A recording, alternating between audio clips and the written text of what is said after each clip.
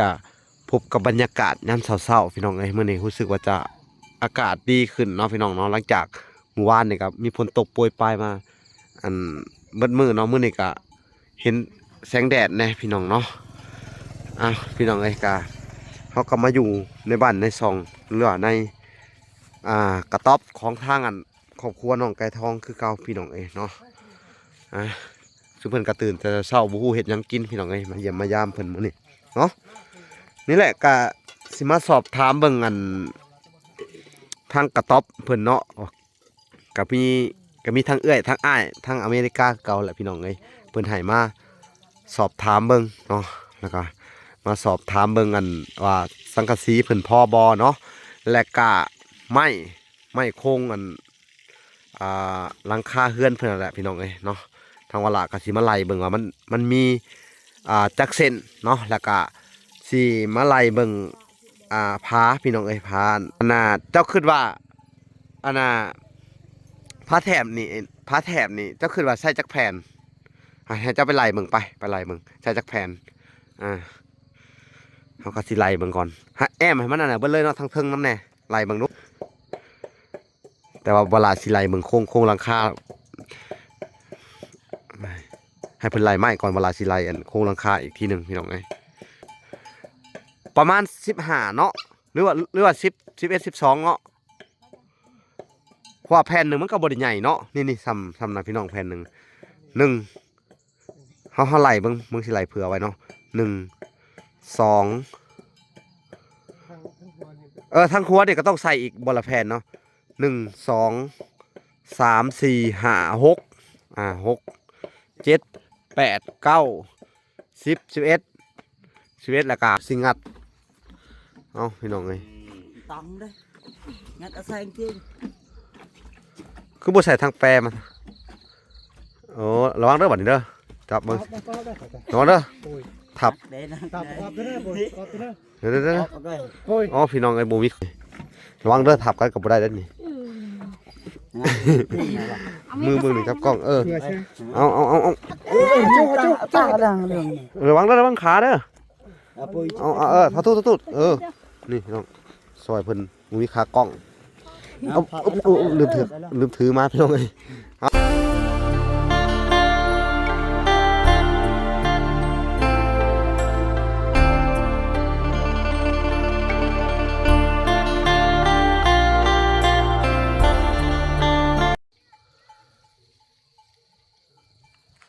โอเคพี่น้องเอ้ยเนาะกับสบายดีพ่อแม่พี่น้องเนาะเบิดสุขสู่คนพี่น้องเอ้ยเนาะเบิดสุมงสุบอนพี่น้องเอ้ยเนาะกันยินดีเข้าสู่ช่อง YouTube เบาหลาสายบุญคุณธรรมคือเก่าพี่น้องเอ้ยเนาะเส้นเก่าเส้นเคยพี่น้องเอ้ยทักทายสบายดี FC ทางฝั่งไทยและ FC ทางฝั่งลาวพี่น้องเอ้ยและ FC ทั้งต่างประเทศนำเด้อพี่น้องเนาะมื้อนี้ก็พบกับบรรยากาศยามเช้าๆพี่น้องเอ้ยมื้อนี้รู้สึกว่าจะอากาศดีขึ้นเนาะพี่น้องเนาะหลังจากเมื่อวานนี่ครับมีฝนตกโปรยปลายมาเบิดมื้อเนาะมื้อนี้ก็เห็นแสงแดดแน่พี่น้องเนาะพี่น้องเอ้ยก็เฮาก็มาอยู่ในบ้านในซองหรือว่าในกระต๊อบของทางครอบครัวน้องไก่ทองคือเก่าพี่น้องเอ้ยเนาะ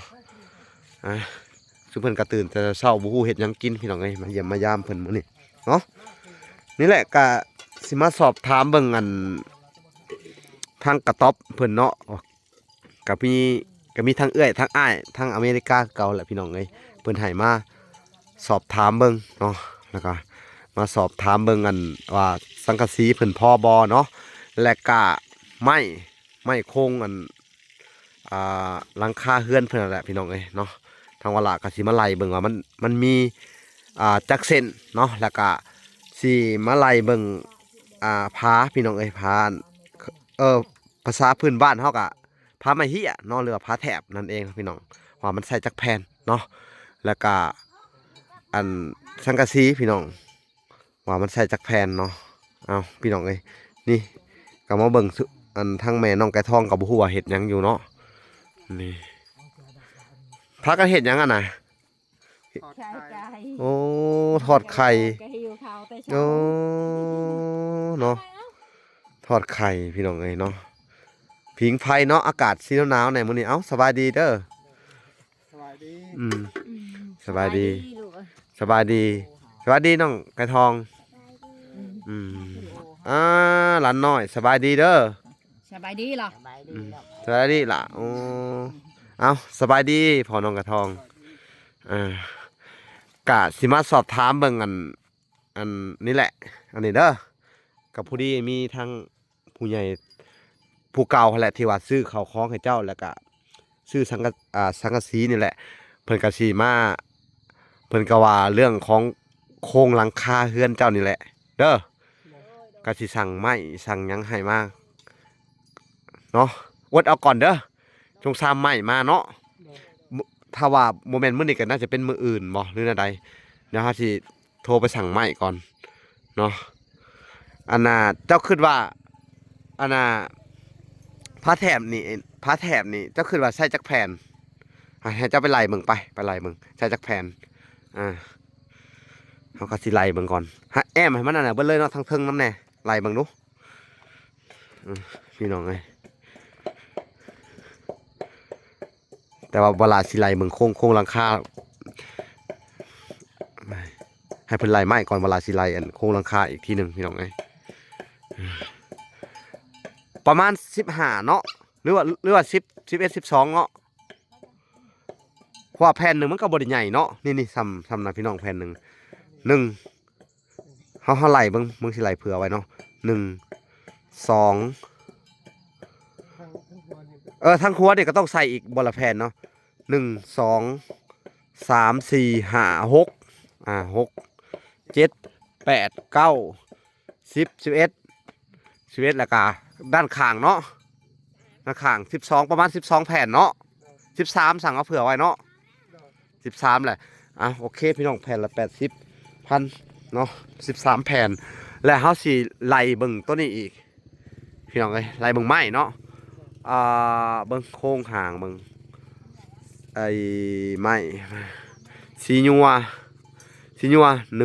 2 3 4 5 6โอเคใส่6แผ่นแล้วก็7ค้างตัวนี้เนาะพี่น้องค้างแต่ค้างนี่7แผ่นแต่ว่า8มึงสิใส่ค้างละ1เซน2เซนไม้นี่น้อยน่าจะไม่ประมาณ6เมตรค้างนี่เนาะพี่น้องและสีนวลนี่ข้างละ6พี่น้องข้างละ3กับพอดีเป็น6เนาะและข่าวเนี่ยพี่น้องข่าว1 2 3 4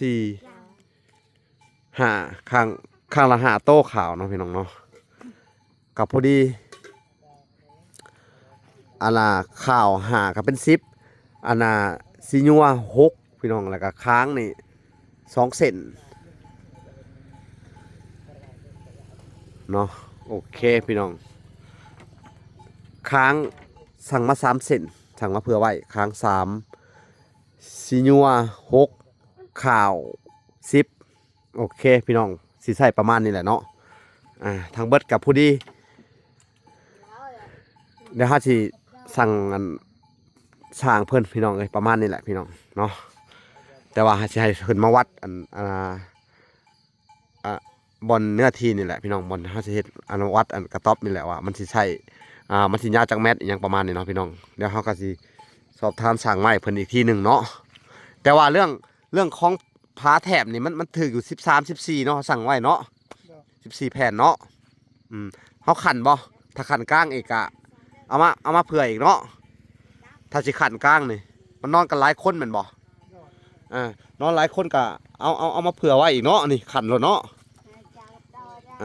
ขันอีกจักแผ่น2แผ่นเนาะ3แผ่นก็สิเอา13 14 15พุ่นแหละเนาะ15 16แผ่นเราสั่งมาไว้แล้วเนาะพี่น้องเอ้ย15 16แผ่นเดี๋ยวก็สิให้ทางอันแหละบ่อแก้วเก่าแก่ลากเข้ามาเนาะแผ่นอันนี้เนาะพี่น้องเนาะโอเคมันก็สิใส่ประมาณนี้แหละพี่น้องเนาะในส่วนของสังกะสีนี่18แผ่นพี่น้อง18แผ่นที่เวลาซื้อมาวันแต่ว่าสิสั่งมาเพิ่มอีก อ่าสิสั่งมาเพิ่มอีก4แผ่นเพราะว่ายังมันบ่พอพี่น้องมันแต่ว่าเจ้าไหลเบิ่งมันข้างละ9แม่นบ่ปกติมันต้องข้างละ11นั่นแหละเผื่อไว้เพื่อข้างในน้ำแน่พี่น้องเอ้ยเจ้าไหลเผื่อตัวนี้บ่ โดน อ๋อบางที่ว่า9แผ่นอะไร เอาเครื่อง เพื่อนนี่นะเจ้าไหลแต่พีว่ามา เตะผีด้วย แล้วจะไปไหลใหม่ดูเอามาวัดใหม่ข่อยเบิ่งดูมันต้องอันข้างละ9แต่เขาเผื่อไว้ข้างละ10ก็ได้เนาะจะเอามาอีก2แผ่นซะ3แผ่นทั้งลบพี่น้องเอ้ยลบหลังคาอีกเนาะนี่เพื่อก็วัดจากนี้ไปเนาะพี่น้องวัดความยาวของสังกะสีวัดเบิ่งไหลให้มันชัวร์เลยสิได้ซื้อตะปูอีหยังไงมาเพิ่มให้เพิ่นเนาะพี่น้อง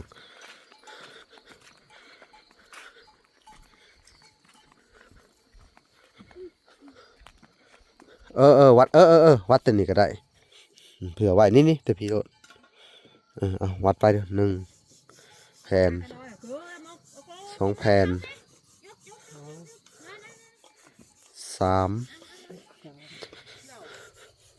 4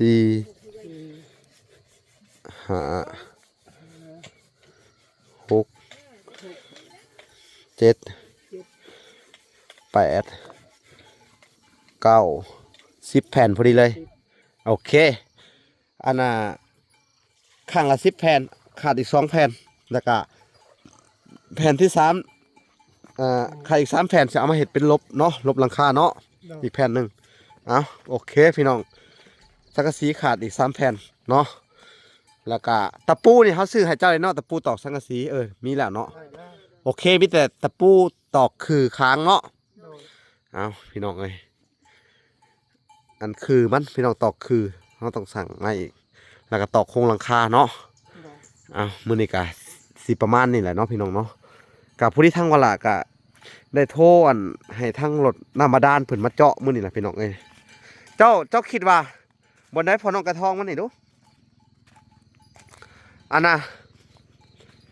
เจ้าคิดว่าเจาะบนได้น้ำ เข้าไป ในนี้ โอเคเจาะบนนี่เนาะ ที่แบบไหลไปทุน แม่นแหละให้มันไหลไปพุ่นเจาะบนนี่เนาะ โดน ดีพี่น้องเอ้ยคือว่าเด็กๆเพิ่นออกไปใช้แต่เช้าไปหาอยู่หากินเวาะ ไปตั้งน้ โอ้ตักน้ำใส่รถไถบ่ ำใช้รถถ่ายไว้ที่เจาะน้ำนี่แหละ โอ้ไปตักมาไว้เด้อหากระพุ้ยหาหยังเด้อ ก็ใช้กระพุ้น ฮะสิไปส่งแหละฮะโอ้สิไปส่งรถไถเขาอย่าเขาให้โอ้พี่น้องเอ้ย เราหายถึงหน่อย ก็เลยไปตักน้ำมาไว้ โดย แล้วมันนี่น้ำมันบ่ได้พอได้เขาว่าเจาะน้ำบาดาลนี่ ก็แล้ว มันต้องใส่หลายอันนี้ได้ประมาณระดับ10พุ้ยผู้ถ้าต้องเที่ยวของมือพี่น้องเอ้ยเดี๋ยวมีคุยเลยคุยหน่วยหนึ่งเฮ็ดแล้ว สิเฮ็ดจะได้ต่อบาทนี่พุ้ยหน่วยเดียว โดยผมคันบ่ลูกชอบหา ก็ต้องสงสัยต้องสิได้จ้างอันรถอีกพี่น้องเอ้ย กระพุ้นพวกนี้เจาะ ถ้าเจ้าไปหาพุ้ยเอาไว้เด้อเพื่อสิได้จ้างรถอันทั้งอันบ่อแก้วคือเก่าพี่น้องเอ้ยเพราะว่าน้ำมันไกลเนาะผู้คนไปตักเอาก่อนตอนนี้ไกลเติบบ่ถ้ารถไถไปตักนี่ บริการนี้ เวลาเจาะน้ำบาดาลแล้วต้องใช้น้ำหลายได้พี่น้องเอ้ยมื้ออื่นเนาะเกี่ยมก็ไปหาพุ้ยไปหายืมไปก็ได้เด้อมาไว้จัก3-4พุ้ยเนาะแต่ว่าเรื่องรถไถนี่เขาสิไปคืนเขาเลยบ่ คืน เขาอยากได้แหละเนาะโอ้ยสงสัยต้องได้จ้างอันรถไถอันทางอันบ่อแก้วคือเก่าแหละพี่น้องเอ้ย แล้วก็ต้องจ้างเพิ่นจ้างเพิ่นระดับ4-5 แสนพุ่นแหละพี่น้องเอ้ยแก่น้ำเนาะโอ้เพิ่นก็เอาน้ำมาหลายได้พี่น้องเอ้ยตื่นแต่เช้าทั้งครอบครัวเพิ่นก็ มันว่าวกัน พยัญ มันบ่รู้จักจับมาไปหรอก ฮะ ที่พี่ช่องเขาเดียวว่ะ ยืมเขามาคันเดียว โดย อันนี้รถพ่อเฒ่าของลูกเคยลูกชายเจ้านะ บ่นี่ยืมรถโอนอยู่บ้านน้ำเบียดโพน โอ้ รถ น้ำลุงหัน รถ ยืม รถพี่น้องเจ้านะ โดย อืม นั่นแหละเผา ผ้าวเนาะเพิ่นเอาผ้าวพี่น้องเอ้ย อันนี้รถยักษ์จะยืนต่อมาได้ พี่น้องเอ้ย เอามันกระ อื ดับ ม วง เป็นได้น้องกระทอง กินแล้วข้าวฮะอยากข้าวแต่เช้าพุ่นบ่อันนี้ส่งเสื้อเฮานี่ซักเด้อลูกเด้อให้แม่ซักให้เด้อได้ซักอยู่บ่แลโต๊ะที่เฮาซื้อให้มื้อนั้นหั่นบ่คุณพี่น้องแก่น้ำมาแล้วเตรียมสิเจาะน้ำบาดาลเพิ่นว่าแต่ว่าเวลาก็สิให้เพิ่นไปหายืมปุยยืมหยังมาไว้อีกเนาะสิเจาะน้ำบาดาลนี่พี่น้องเอ้ยแต่ราคาน้ำบาดาลเนี่ยมันก็สิถึง4 ล้านพี่น้องเอ้ยแต่ว่าสิจ้างทางรถบ่อแก้วอีกประมาณ500,000เนี่ยพี่น้อง4 ล้าน5มุ่งประมาณนี้แหละ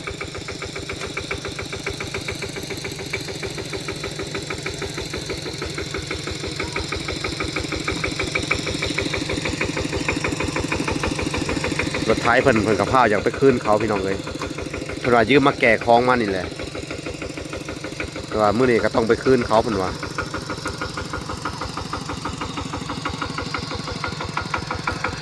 มีคุยอยู่คุยเดียวนี่แหละพี่น้อง เ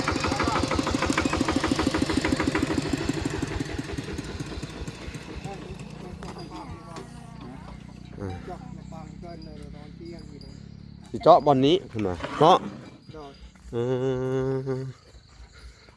โดย เดินตึงถูกเจียงมื้อนั้น เอาสบายดีน้อง โดยสวัสดี สบายดี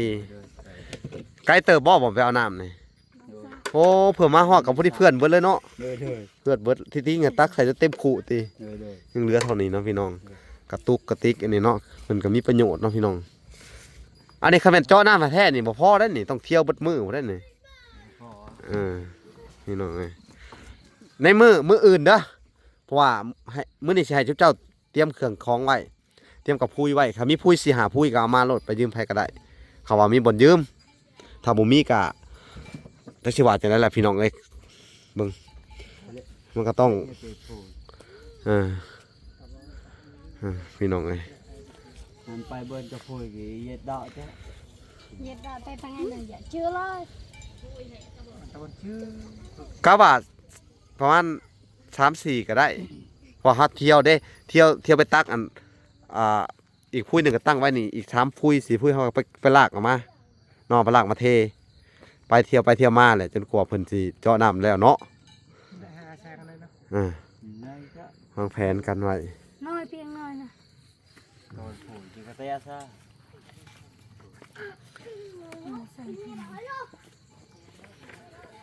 เดี๋ยวจะห้ามน้ำติดลูก โดยประดับยี่น้อง อันนี้เอามาใส่ก่อนบ่อันนี้เอามาใส่ล้างถ้วยล้างจานเนาะ โดน อื ประ ม ดับยี่น้อยกระตก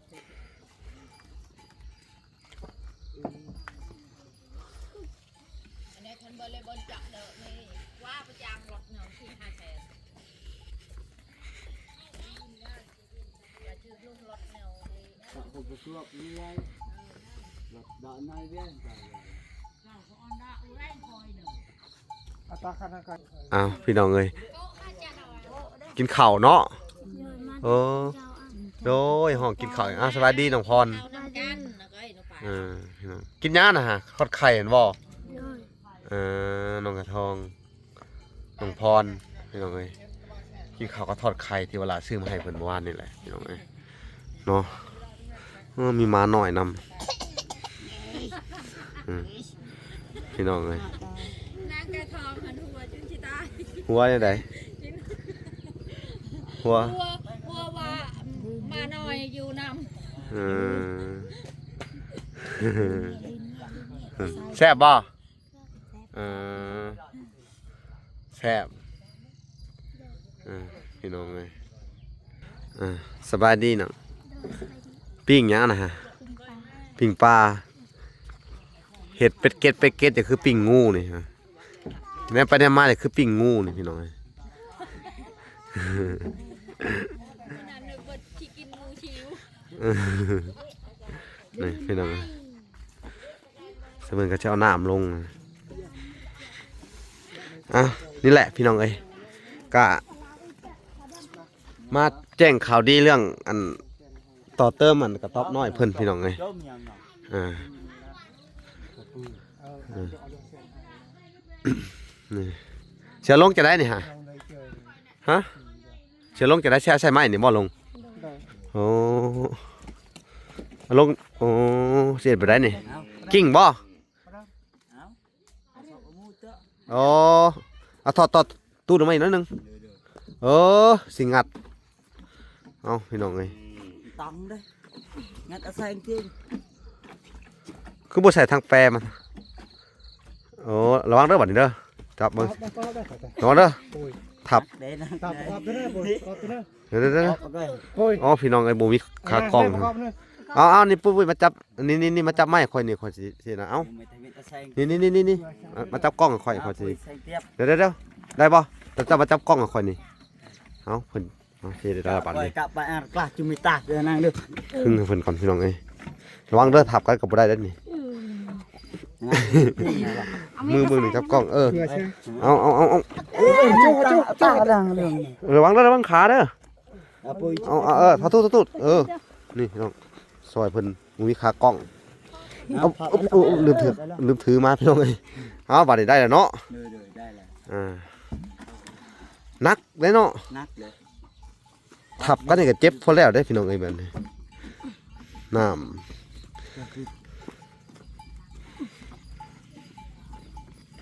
Áo tao được nó อันนี้เอามาใส่สัวข้าวก่อนกิ้ง cọp lọ mình à. กิ้ง Nạ bôi nó. กิ้งเออพี่น้องเอ้ย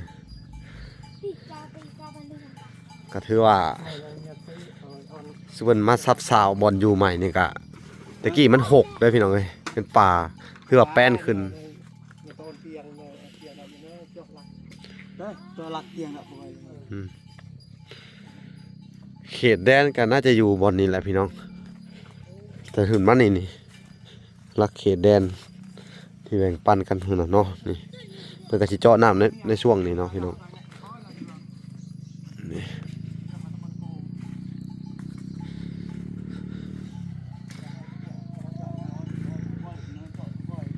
อันไหนก็ให้เจาะอันไหนคือเจาะเจาะอันไหนคือ Đó, cái này là nhé. อันไหนให้เลี้ยงอันไหนให้เลี้ยงเจาะเรื่อง Đường cái này nó chọn đường này. ให้เจาะเนี่ย Yang itu sah. เอาเนี่ยเป็น Sama แห้ง saya เสร็จแล้วแห้งเละแต่ก็เลยก็ไปแต่ตัวนี้มีจุดไหนจะแห้งมีแค่ซ้อ Cái này tặng cho bông nhằn này. Rồi cho y. เพิ่น ตั้งอัน สิเว้าหยังกันก็บ่ฮู้พี่น้องเอ้ย Tặng là được ngon tâm anh nhỉ. เป็นอะไร กินมี Mở vào đường mang cái này สิมั่งใหม่ rồi mà đi xay tiền. อ๋ออันนี้มันเป็นไม้เก่าเนาะมันฮักกันเนาะ Rồi mình lại mình đauเลยเด็ก อย่ามันหัก สิใส่ตัวนี้เนาะ rồi rồi เคินว่าใส่ค้างมันพี่น้องเนาะใส่ตรงเนาะ ใส่ตรง ใส่ตรงมันใส่ข้างละใส่สองเส้นก็ได้เนาะเส้นนั้นเส้นนี้เพราะมันแข็งแห้งน่ะเนาะนี่พี่น้องเอ้ยเบิ่งใส่ตรงมันอย่ามันหักเพิ่นก็หลายคนเลยพี่น้องเบิ่งดู1 2 3 4 5 6 7 8 9 10คนผู้ใดนี่ฮะ หนึ่ง เออ สองสามสี่ห้าหกเจ็ดแปดเท่า 8โตวนะ เดี๋ยว อ๋อแต่สุดเจ้าได้มีระบ่ไม้ตรงนี่อ๋อพี่น้องไม้เก่าเพิ่นเนาะไม้ว่าซื้อมาไว้ตะกี้ว่าสิไม่ลูกสาวจะว่าตะกี้เห็นบ่ เดี๋ยว ที่เอายืมของเขามาใช้ก่อนบ่หรือไดเนี่ย เอาไข่ อืมแต่ว่าเรื่องโครงหลังคาเนาะเวลาก็สิสั่งมาให้เพิ่นให้มันครบเลยเนาะพี่น้องเอ้ยอดเอาก่อนเด้อ น่าจะเป็นมืออื่นบ่หรือใดๆหรือว่ามื้อนี้เฮาสิคุยทางสั่งไม้ก่อนพี่น้องเอ้ยสอบถามรายละเอียดเพิ่นก่อนเนาะแต่ว่าสั่งไม้ก็ยังโทรบ่ติดอยู่พี่น้องเอ้ยเนาะ เจอเนี่ย เพิ่นก็วางแผนกัน 7 โมง สิแป้งใหม่อีกที่หนึ่งเนาะ เจาะดอยอันเด้อ อันนี้เพิ่นเฮ็ดอันน่ะพ่ออยู่ชั่วคราวก่อนเนาะ เจาะเหาะอะไรสังงานเจาะตอม คันแม่นเพิ่นตกนี่คันแม่นเพิ่นตกอีกคือมื้อคืนนี่อยู่บ่ได้เลยเนาะ เด้อ แค่แต่มีอันนี้เนี่ยเนาะอดเอาก่อน แล้วเมื่อคืนนี่แล้วประมาณ 7 โมงนี่แล้วเฮ็ดนี่ เฮ็ดอันนี้7 โมงแรงอ๋อ เป็นค่ำบ่ จนมืดมันมืดแน่เนาะบ่มีไฟอิหยังแน่เนาะ เด้ใครเด้ เออไฟโคมพี่น้องเอ้ยเอาอดเอาก่อนเด้อ เด้อ ก็กะว่าไม่กะสิมามื้ออื่นล่ะเพื่อเพิ่นตัดมื้อนี้สิไปสั่งก่อนพี่น้องเอ้ยเนาะเอาโอเคพี่น้องเอ้ยนี่แหละมาอัปเดตและมาติดตามการช่วยเหลือครอบครัวนี่อยู่พี่น้องเนาะทางครอบครัวน้องแก่ทองเพิ่นเนาะทางวลากะสิได้ไปดำเนินการสั่งไม้ต่อเลยเนาะโอเคพี่น้องเอ้ยคลิปนี้กะสิได้จบลงก่อนพี่น้องเอ้ยฝากไปติดตามคลิปตอนต่อไปพี่น้องเอ้ยที่เขาไปเยี่ยมยามทางครอบครัวน้องลินดาและกัญญาต่อเลยพี่น้องเอ้ยเนาะคลิปนี้กะสิได้ขอจบลงก่อนแต่เพียงเท่านี้เนาะฝากไปติดตามคลิปตอนต่อไปพี่น้องเอ้ยโอเคพี่น้องเอ้ยกับบ่มีหยังหลายเนาะก็สิได้กราบลาก่อนเนาะไปพบพอกันคลิปหน้าขอกล่าวคำว่าสบายดีและสวัสดีเด้อพี่น้องเอ้ยบ๊ายบาย